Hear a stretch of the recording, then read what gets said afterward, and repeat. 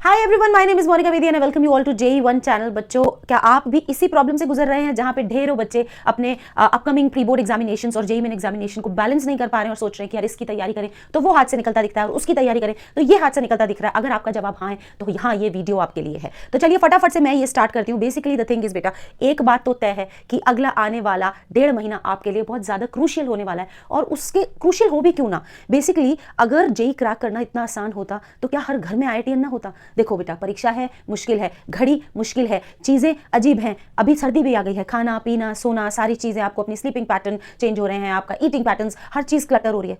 But एक बात मैं बोलूंगी बेटा, एक चीज मैं बोलूंगी, work while others are loafing, prepare while others are playing, study while others are sleeping, and you will enjoy when others will be regretting. But कैसे कैसे होगा ये सब? बेटा देखो, तुम्हें बेसिकली एक बैलेंस बिठाना है और सही स्ट्रैटेजी के साथ बैलेंस बिठाना है, जो मैं इस वीडियो में तुम्हें बताने वाली हूँ। सबसे पहले क्या करना है और क्या नहीं करना है उसको अच्छे से सीख लो। तुम्हारे प्री बोर्ड्स आ रहे हैं, प्री बोर्ड्स में आने वाले चैप्टर्स क्या JEE के सिलेबस में नहीं है? मेरा आपसे एक सवाल है कि ऐसा क्यों तुम सोचते हो कि हम अगर बोर्ड्स की तैयारी कर रहे हैं तो हम JEE की तैयारी नहीं कर रहे हैं? ऐसा कुछ भी नहीं है। अगर आप बोर्ड्स की तैयारी कर रहे हो तो निश्चित रूप से आप JEE की भी प्रिपरेशन कर रहे हो, क्योंकि JEE तो खुद अभी NCERT के साथ अलाइन हो चुका है और ये बात सब जानते हैं। ठीक है, तो करना क्या है आपको? सबसे पहले इंक्लिनेशन अपना चेक कीजिए कि क्या मैं JEE के लिए अच्छे से प्रिपेयर हूँ, क्या मुझे सिर्फ बोर्ड की नॉर्मल सी मतलब लाइक मुझे बोर्ड्स की टेंशन या प्री बोर्ड्स की टेंशन है कि मैं लिखूंगा कैसे। तो अगर आपकी प्रॉब्लम ये है कि आपका राइटिंग वर्क अच्छा नहीं है क्योंकि आप कॉम्पिटेटिव एग्जाम्स के लिए प्रिपेयर कर रहे हैं, तो I have a solution for you. आप अपने दिन के सिर्फ 2 घंटे निकाल लो और वो 2 घंटे आपको किसको देने? एक अच्छी सी PYQ बुक खरीद लो विद सॉल्यूशन बोर्ड्स की। ठीक है, 5 साल के बोर्ड्स के पेपर देखो, उनमें क्या चीजें ज्यादा पूछी जाती हैं देखो, और उनको आंसर उस सॉल्व्ड बुक में कैसे दिया जाता है वो भी देखो। बहुत सारी अच्छी ऐसी सॉल्व PYQ की किताबें आती हैं जिसमें टॉपर्स की आंसर शीट होती है, वो देखो कि वो आंसर को कैसे लिखते हैं, कितना नीट प्रेजेंटेशन करते हैं, स्टेप मार्किंग के भी नंबर होते हैं, उन सब चीजों को पहचानो। दिन का 1-2 घंटा बहुत है, वो आपका वेस्ट नहीं हो रहा है क्योंकि उसमें भी तो आप वही पढ़ रहे हो जो आपके JEE के सिलेबस में। लेकिन अगर आपकी समस्या ये है कि मैं हम तो इस समय पे ना तो JEE के लिए बहुत अच्छे तैयार है ना हम बोर्ड्स के लिए तैयार है, तो पहले अपना इंक्लिनेशन चेक कर लो कि क्या तुम अभी तुम्हें ऐसा लगने लगा कि मैम JEE की प्रिपरेशन तो हम कर ही नहीं सकते क्योंकि अब टाइम निकल चुका है, अब तो बस हमें प्री बोर्ड्स एंड बोर्ड्स की ओर ही अपना अलाइनमेंट रखना है। ठीक है, अगर ऐसा है तो उस केस में मैं तुमको बताती हूँ बेटा कि हिम्मत मत हारो। सबसे पहली चीज है, JEE के फर्स्ट अटेम्प्ट को ना देने की तो सोचना भी नहीं, वो तुम्हारे लिए एक्सपीरियंस होगा even in that case if you are not prepared. और अगर तुम प्रिपेयर्ड है तो भैया फिर तो फोन नहीं है, लेकिन अगर प्रिपेयर्ड नहीं है तो भी वो तुम्हारे लिए एक्सपीरियंस है। अब क्या करना है? सबसे पहले एक टाइम टेबल बनाइए। ठीक है, अगर आप इस कैटेगरी में है कि आपकी प्रिपरेशन बहुत मॉडरेट है और आपको अपनी प्रिपरेशन पे कॉन्फिडेंस नहीं है, तो प्री बोर्ड्स का अपना बेसिकली प्री बोर्ड्स के लिए जो आपको टाइम असाइन करना है पूरे दिन का, वो 40 to 50% होना चाहिए। लोग कह रहे हैं 1 घंटा पढ़ लो 2 घंटा पढ़ लो, सफिशिएंट नहीं होगा अगर आपकी प्रिपरेशन एक मॉडरेट लेवल पे चल रही है तो, क्योंकि प्री बोर्ड्स को हल्के में मत लेना। प्री बोर्ड्स से प्रैक्टिकल के मार्क्स आते हैं और प्रैक्टिकल के मार्क्स आएंगे तभी तो आगे फिर हमारा 75% क्राइटेरिया में बहुत वो चीज कंट्रीब्यूट करेगी। तो उसको बिल्कुल हल्के में मत लेना, क्योंकि बाद में जाके बहुत स्ट्रगल हो जाता है जब हम ये घबरा जाते हैं कि यार 74 ना रह जाए, 73 ना रह जाए। ठीक है, तो इसलिए प्रैक्टिकल्स को सीरियसली लेने के लिए प्री बोर्ड्स को सीरियसली लेना पड़ेगा और उसके लिए अपने आपको अभी 40 to 50% टाइम जो है वो प्री बोर्ड्स की तैयारी के लिए डेडिकेट करना होगा। कैसे करना है? आप 12th को पहले पढ़िए, जब तक आपके प्री बोर्ड्स चल रहे हैं या आने वाले 12th को पहले पढ़िए। प्री बोर्ड्स खत्म होने के बाद और JEE मेंस के जो बीच का गैप होगा उसमें हम 11th पे फोकस करेंगे। अभी आप 12th पढ़िए। 12th पढ़ने के लिए आधे समय आपको थ्योरी पे भी फोकस करना है, डेफिनेशंस पे भी फोकस करना है, फिजिक्स में आपको डेरिवेशंस पे भी फोकस करना है, फॉर्मूलाज पे भी फोकस करना है, सिंपल जो फॉर्मूला बेस्ड क्वेश्चंस हैं उन पे प्रैक्टिस करनी है। और अब पूरी NCERT करने का तो टाइम नहीं बचा,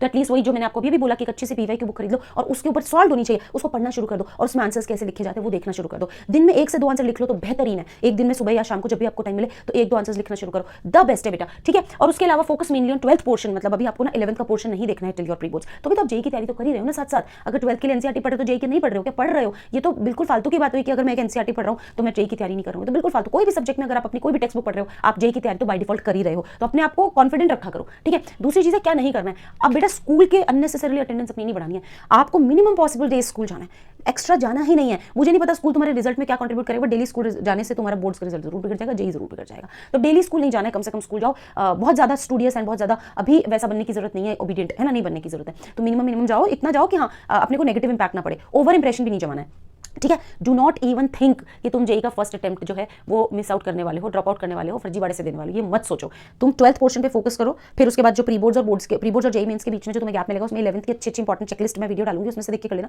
अच्छा हो जाएगा तुम्हारा। नॉट टू वरी, सभी टीचर्स ये वाला वीडियो डालेंगे। Do not jump directly to solutions. JEE की तैयारी करते वक्त बेटा मैं हमेशा बोलती हूँ कि सॉल्यूशन डायरेक्ट मत देखा करो। बहुत सारे बच्चों की प्रॉब्लम होती है कि वो डायरेक्ट सॉल्यूशन देखते हैं, मतलब वो क्वेश्चन को हाफ हार्टेड एफर्ट से करते हैं और फिर फाइनल आंसर की चेक करते हैं, और जैसे ही चेक करते हैं तो पता लगता है तो सिली मिस्टेक हो चुकी होती है और फिर सोचते हैं ये तो सिली मिस्टेक एग्जाम में नहीं करूंगा। ऐसा नहीं होता, एग्जाम में सिली मिस्टेक रिपीट होती है क्योंकि वो आपकी आदत बन चुकी होती है। तो ऐसी आदतें हमको नहीं डालनी है। तो बेटा ये बैलेंस आपको बनाना है, और बैलेंस बनाने के लिए मैंने जैसा कि आपको बताया कि 40% ऑफ योर प्रिपरेशन टाइम कैसा होना चाहिए, जिसमें आप अपने प्री बोर्ड्स की सॉल्व किताबें देख रहे हो, एनसीईआरटी पे फोकस कर रहे हो, और 100% टाइम अभी टेली और प्री बोर्ड्स आप 11th की बजाय 12th पे फोकस करें तो बहुत बेहतरीन है। तो अगर आप सही स्ट्रैटेजी के साथ प्री बोर्ड की तैयारी के अंदर ही जेई की तैयारी को कंबाइन कर दोगे तो देखना कितना अच्छा आउटपुट निकल करके आने वाला है। तो मुझे लगता है अगर ये वीडियो आपके लिए हेल्पफुल रहा तो चैनल को जरूर एक तो सब्सक्राइब कर दो, वीडियो को सभी के साथ शेयर कर दो, क्योंकि बेटा हम एज एन एडुकेटर हमारा तो यही ड्यूटी है कि बच्चों का स्ट्रेस हमें कम करना है। ठीक है, पढ़ाना ज्यादा है लेकिन स्ट्रेस कम करना है। तो ये वीडियो बच्चों का स्ट्रेस बहुत हद तक कम करेगा अगर उन्हें की समझ में आ गई, उन्हें इस बात की चाबी मिल गई कि प्री बोर्ड्स को कैसे हैंडल करना है और बाद में बोर्ड्स को भी ऐसे ही हैंडल करना है, क्योंकि जब बोर्ड्स आएंगे तो अप्रैल अटेम्प्ट आ रहा होगा। ठीक है, तो उनको भी ऐसे हैंडल करना है कि आपको दिन के कुछ घंटे पीवाईक्यू की किताब पढ़नी है सॉल्यूशन सहित, ताकि आपको आंसर लिखना आए। ठीक है, इस पे और डिटेल वीडियो में भी मैं बनाने वाली हूं, जिसमें केमिस्ट्री में कैसे आपको बोर्ड्स के अंदर 95 अबव मार्क्स आप ला पाएंगे, वो भी उस पर भी मैं वीडियो बनाऊंगी और डेफिनेटली बनाऊंगी। मैंने बहुत सारे बच्चों को मेंटर किया है और 100 में से 100 बहुत बच्चों के आ चुके हैं मेरे। तो आप टेंशन नहीं करना, सब चीजें हम हैंडल करेंगे।